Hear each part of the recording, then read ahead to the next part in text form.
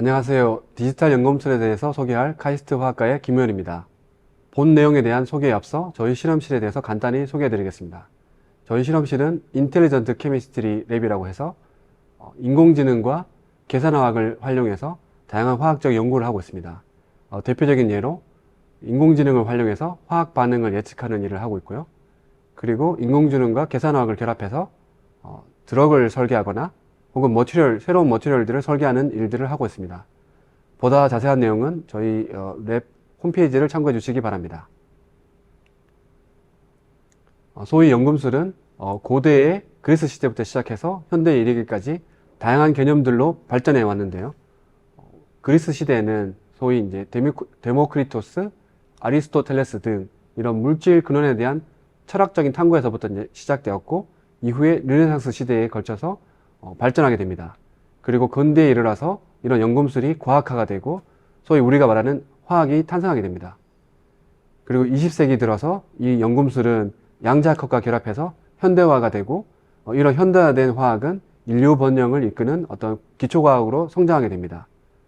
그리고 현재는 이러한 화학 기술들이 디지털 기술들과 결합되면서 어떤 새로운 형태로 이제 발전하게 되고, 이것을 디지털 연금술이라고 이제 부르게 됩니다. 본 발표에서는 이런 고대부터 시작되는 이 연금술의 기원에서 현대로 발전하는 내용들을 차례대로 소개해 드리겠습니다. 연금술, 즉 알케미라고 하는 것은 이 어원으로 보면은 이집트에서 시작되었습니다.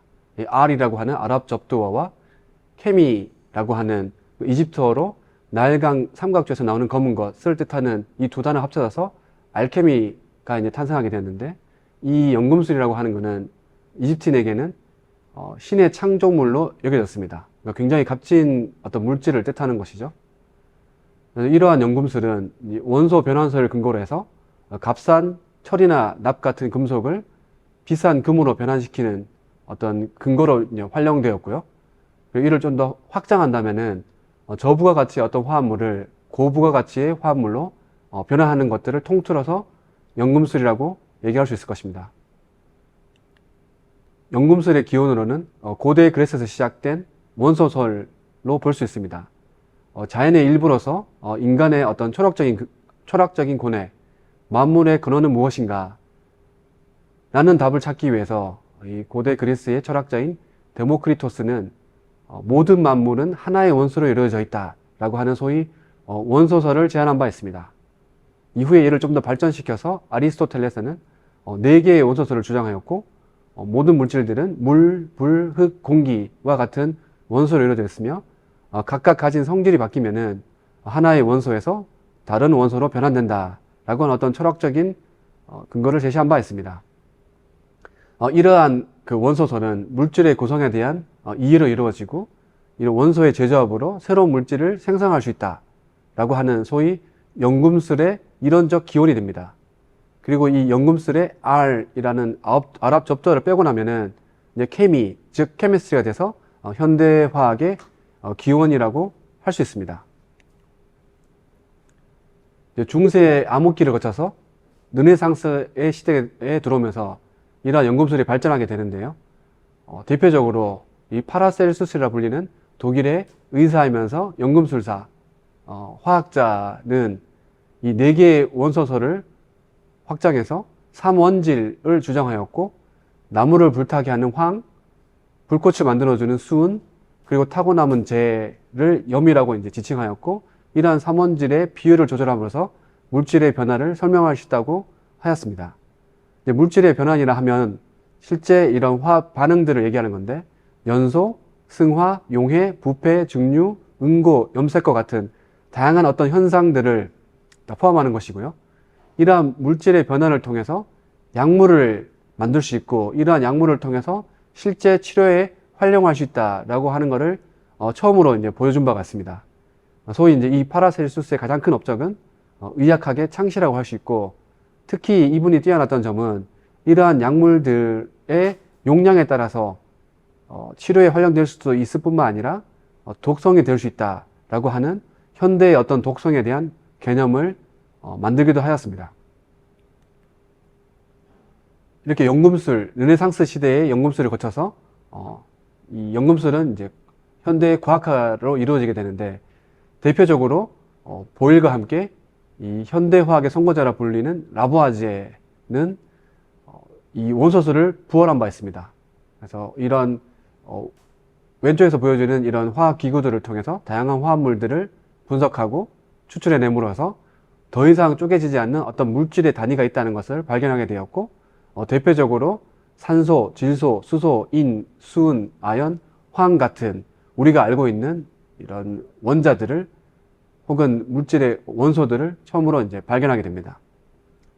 그리고 좀 더 나아가서 화학 반응 전후에 질량의 변화가 없다라는 것을 바탕으로 질량 보존의 법칙을 제안하였고, 이러한 질량 보존의 법칙에 따라서 사실은 이 원소의 재배를 통해서 물질의 변환이 일어난다라고 하는 것을 제안하였습니다. 그리고 처음으로 원소와 화합물을 구분하게 되었고, 이러한 것들을 정리해서 화학 원론이라고 하는 논문을 출판한 바가 있습니다.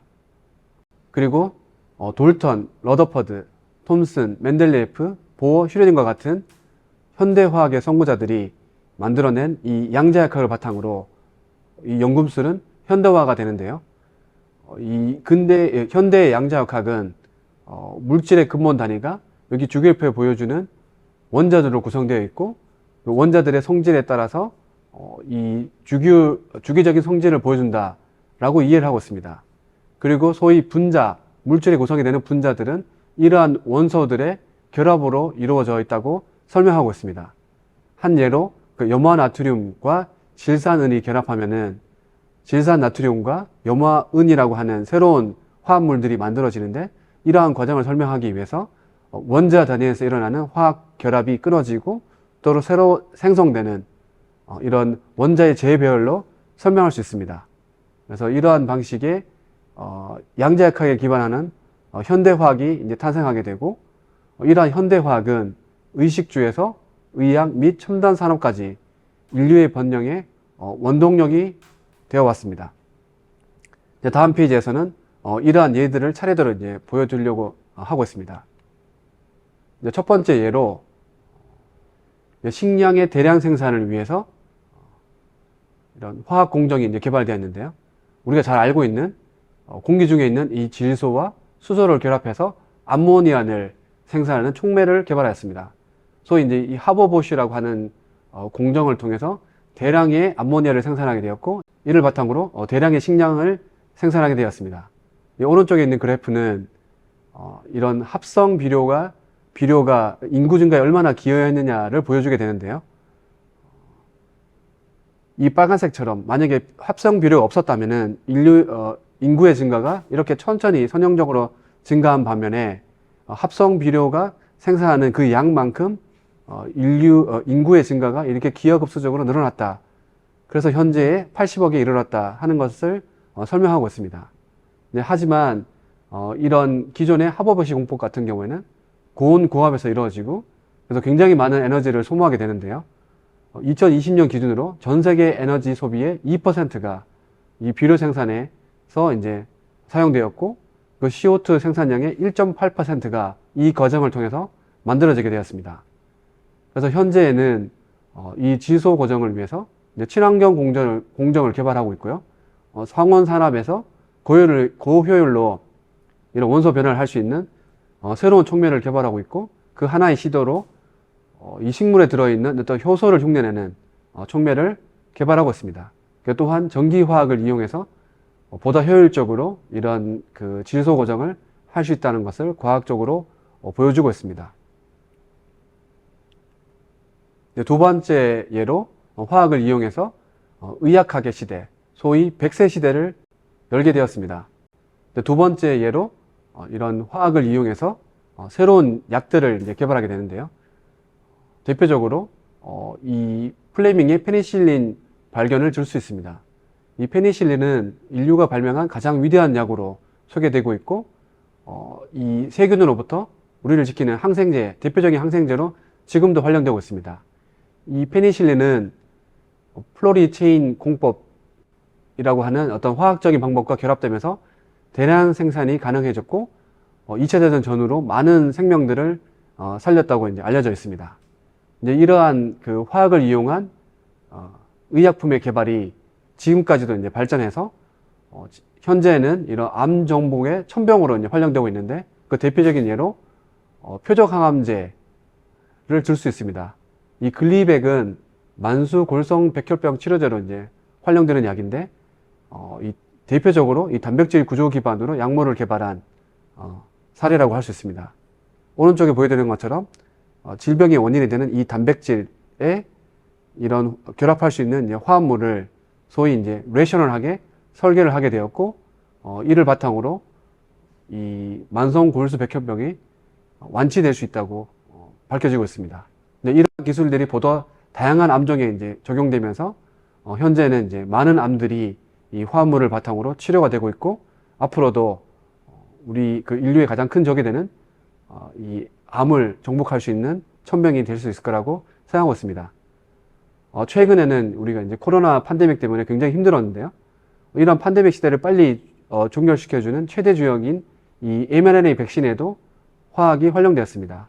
이 mRNA 자체는 인체 내에서 굉장히 이제 불안정한 상태로 존재하게 되고, 이를 안정화시키기 위해서 소위 이제 리피드 나노 파티클이라고 하는 어떤 전달체를 활용하게 됩니다. 이러한 전달체가 현대 화학으로 이제 만들어진 인공 화합물이라고 할 수 있고요. 그리고 mRNA 자체를 안정화시키기 위해서 자연성에 있는 이 아미노산을 화학적인 변화를 통해서 보다 안정화시켜주는 기술들이 적용된 바가 있습니다. 이러한 방식으로 화학은 소위 이제 100세 시대를 열게 되었고요. 이제 식량과 의약품 같은 생존에서 벗어나서 현재는 이 보다 편리한 생활을 위해서 다양한 첨단 신소재 개발에도 화학이 활용되고 있습니다. 대표적인 예로 1953년 노벨상을 받은 이 스타우딩거는 고분자라고 하는 어떤 새로운 화합물을 제안하였고요. 이후에 지글라나타 촉매 같은 다양한 촉매 기술들이 활용되면서 폴리에틸렌, 폴리프로필렌 같은 고분자 플라스틱들이 만들어지게 되었고, 지금 보시는 것처럼 이제 다양한 이 플라스틱 제품들이 현재도 굉장히 많이 활용되고 있습니다. 그리고 좀 더 최근에는 이러한 화학 기술들이 디스플레이에도 활용되고 있는데요. 대표적인 사례로 올레드와 같은 첨단 디스플레이에 이런 화합물들이 활용되고 있고, 그리고 이제 이 플렉서블 디스플레이에도 다양한 형태의 화합물들이 활용되고 있습니다. 네, 마지막으로 이 지속 가능한 번영을 위해서 이 현대 화학이 이제 활용되고 있는데, 소위 이제 친환경 에너지 생산에도 다양한 형태의 화학 기술들이 활용되고 있습니다. 대표적인 예로 리튬 이온 전지를 들 수 있는데, 이러한 리튬 이온 전지는 전기차, 핸드폰, 노트북 등 휴대용 전자기기에 꼭 필요한 에너지 원으로 활용되고 있고요. 이러한 전지를 개발한 공로로 2019년에 노벨 화학상이 수상된 바 있습니다. 이 밖에도 폴리실리콘, 유기태양전지, 양자점, 그리고 이제 페롭스카이트 같은 다양한 형태의 태양전지들이 이제 개발되고 있고요. 그리고 차세대 에너지원으로 각광받고 있는 수소를 활용한 그 에너지 개발에도 화학이 활용되고 있습니다. 그 연료전지 촉매 개발, 그리고 친환경 자동차 및 선박에 활용되기도 하고, 대용량 에너지 저장 장치로도 이 수소 에너지가 각광받고 있습니다. 이처럼 화학은 인류 번영을 위해서 다양한 형태로 이제 발전되고 적용되어 왔는데요. 현대에는 이러한 화학 기술들이 IT 기술 혹은 디지털 기술들과 결합되면서 새롭게 진화되고 있습니다. 예를 들면은 이제 원자, 원소, 주기율표 같은 이런 개념들을 대신해서 화학 공간이라고 하는 새로운 어떤 분자를 탐색하는, 분자를 설계하는 공간 개념들이 이제 개발되고 있고요. 그냥 AI를 기반으로 해서 분자를 설계하고, 또 이를 바탕으로 신약 개발을 가속화하고, 또 미래의 첨단 소재 개발을 가속화할 수 있다는 논문들이 보고되고 있습니다. 그리고 AI와 로봇을 결합함으로 해서 분자 설계에서부터 합성 자동화까지 전 과정을 자동화하는 기술들이 개발되고 있습니다. 소위 이제 이러한 디지털 기술들이 결합돼서 새로운 화학의 미래를 만들어내고 있는데요. 이러한 미래의 화학 기술들의 단초가 되는 현재 발전되고 있는 첨단 화학에 대해서 차례대로 소개해 드리도록 하겠습니다. 이제 컴퓨터를 이용해서 새로운 물질을 개발한다라고 하는 개념은 1990년대 후반 20세기, 21세기에 들어서 이제 발전되기 시작했고 2021년에 백악관 주도로 Materials Genome Initiative라고 하는 대형 프로젝트가 탄생하게 되었습니다. 여기 왼쪽에 보여지는 그림은 이제 2013년 사이언티픽 어메리칸의 표지인데요. 이 표지에서 소개하는 것은 이 슈퍼컴퓨터를 이용해서 소위 이제 새로운 알케미를 할 수 있다라고 해서 The New Alchemist라는 제목의 어떤 연구 내용을 소개하고 있습니다. 이 내용을 좀 더 살펴보면은 이 컴퓨터, 슈퍼컴퓨터를 이용해서 소재 발굴에 혹은 소재 과학의 골든 에이지를 탄생시킬 수 있다라고 이제 시작을 하고 있고, 이러한 이 시대의 근거로는 이 새로운 물질을 발굴하는 것은 굉장히 복잡하고 비용이 많이 들면서 시간이 많이 드는데, 이 컴퓨터는 이런 복잡한 문제를 푸는데 아주 적합하다라고 하는 어떤 기술적인 근거를 바탕으로 하고 있고요.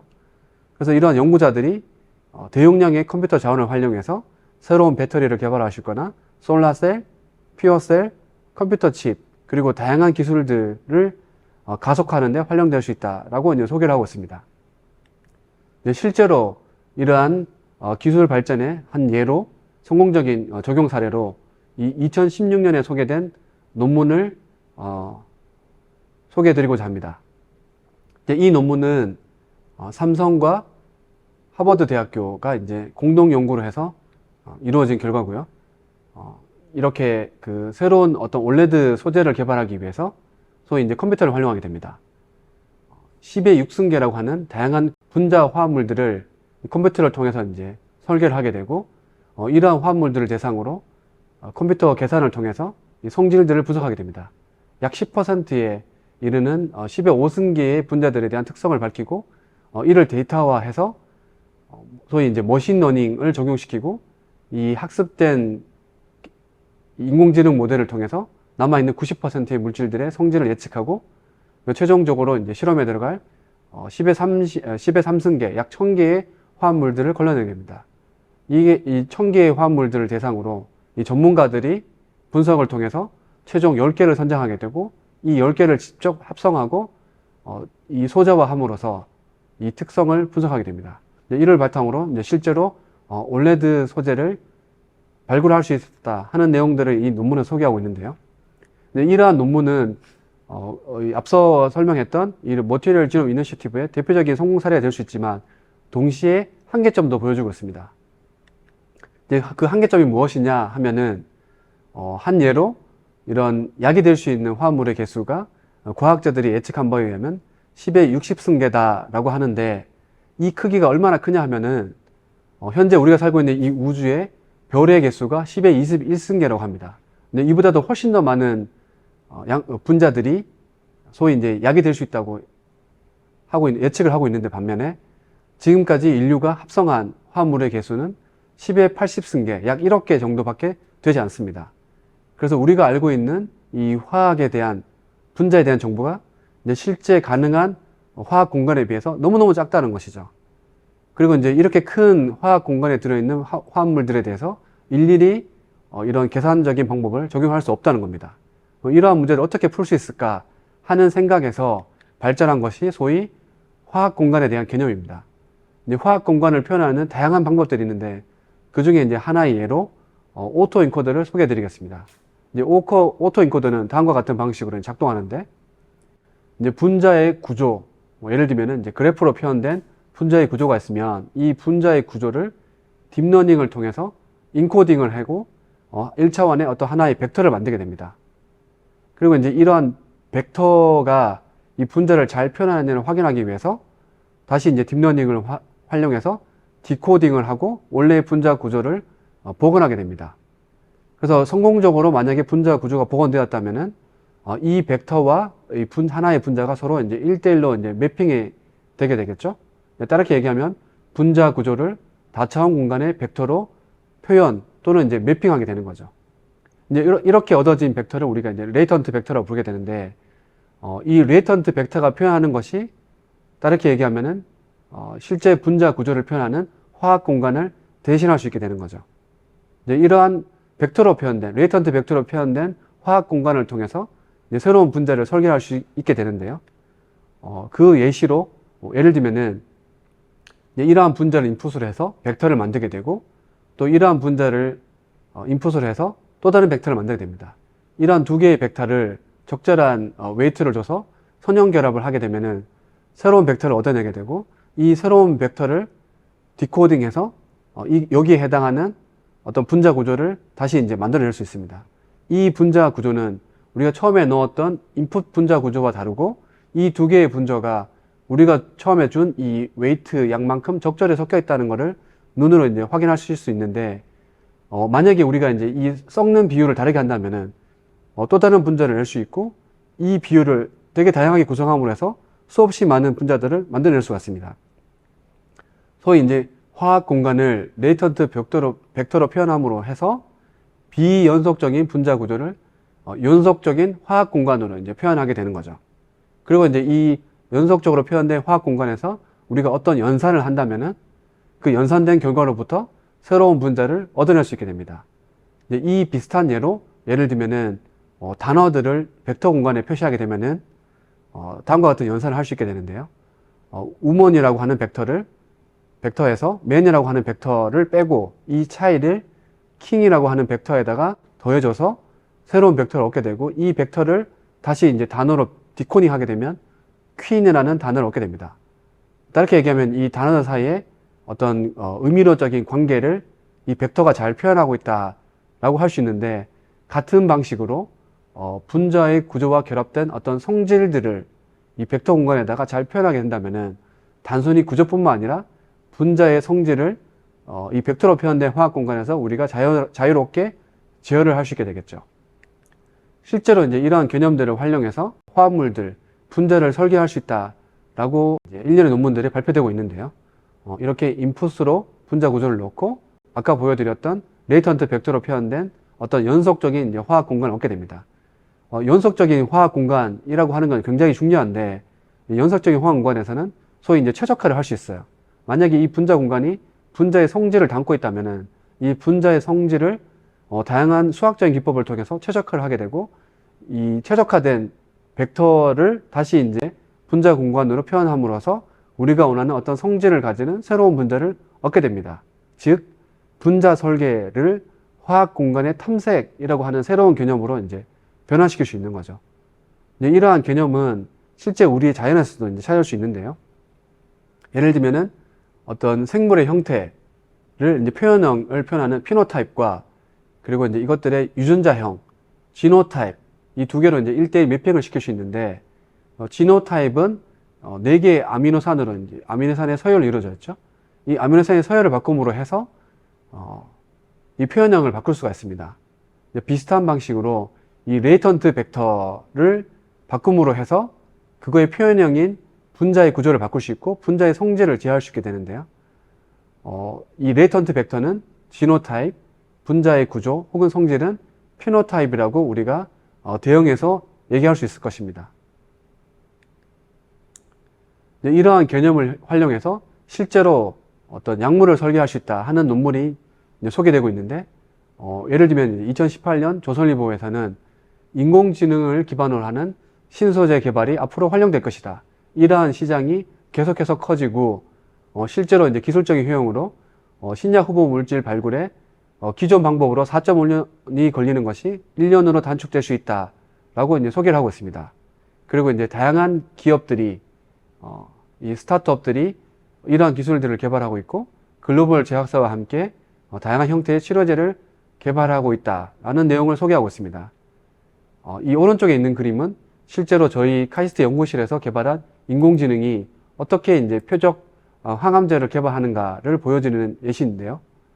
이렇게 이제 암의 질병의 원인이 되는 단백질에 이 결합하는 사이트에 딱 맞는 분자를 인공지능이 원자 단위로 설계하는 결과를 이렇게 동영상으로 보여드리고 있습니다. 이러한 방식대로 이제 실제 인공지능이 약물을 개발한다면은 훨씬 더 빨리 그리고 적절한 시점에 치료약을 개발할 수 있을 텐데요. 좀 더 구체적인 사례로 2019년에 네이처 바이오텍에는 다음과 같은 약물이 인공지능으로 개발되었다고 소개하고 있습니다. DDR1이라고 하는 암의 원인이 되는 어떤 표적 단백질에 대해서 젠틀이라고 하는 강화합숙 기반의 인공지능이 약물을 설계하게 되었고 총 21일이 걸렸습니다. 그리고 이제 이렇게 설계된 약물 중에서 최종 6개가 합성되었고 인비트로와 인비보 실험까지 진행되어서 전임사까지 이제 들어가게 되었다는 것을 소개하고 있는데 단 46일 만에 여기까지 이제 완성하게 되었고 기존 방법이 2에서 3년에 걸리는 반면에 굉장히 빠른 시간 안에 이런 결과를 얻을 수 있다는 것을 실제로 보여주고 있습니다. 또 다른 예로 단순히 이제 화합물을 설계하는 것뿐만 아니라 이러한 설계된 화합물을 AI를 통해서 합성 루트를 만들어내고 이 만들어진 합성 루트를 이용해서 로봇으로 합성할 수 있다라는 사례를 이 논문에서 보고하고 있는데요. 실제로 이제 이러한 화합물이 인풋으로 들어가게 되면은 딥러닝이 합성할 수 있는 루트를 다음과 같이 이제 소개를 하게 되고, 그리고 이제 오른쪽에 보여드리는 이런 로봇이 실제 이 루트에 따라서 화합물을 합성하게 됩니다. 이 논문에서는 이 화합물뿐만 아니라 다양한 화합물들이 실제로 합성되었다라고 하는 것을 보고하고 있고요. 이제 비슷한 연구들이 전 세계에서 개발되고 있고, 실제 이제 이 영상이 보여주는 것은 영국의 리버풀 대학에서 만든 컴퓨터라고 하는 합성 자동화 로봇이 어떻게 작동하는지를 보여주고 있습니다.